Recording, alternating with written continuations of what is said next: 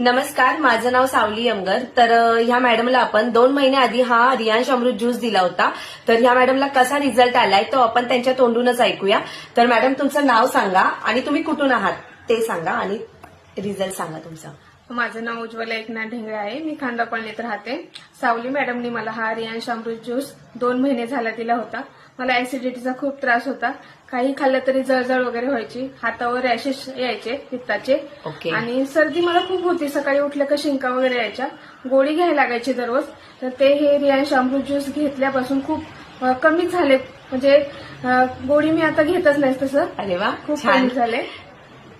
Okay, तर मग madam तुम्हाला कसं वाटतं, हे सर्वांनी घेतलं पाहिजे का? हो, हे रियांश अमृत ज्यूस सर्वांनी घेतलं पाहिजे. हे नावाप्रमाणेच अमृत ज्यूस आहे. आपल्या बॉडीवर छान रिझल्ट आहे याचा. अच्छा, ओके.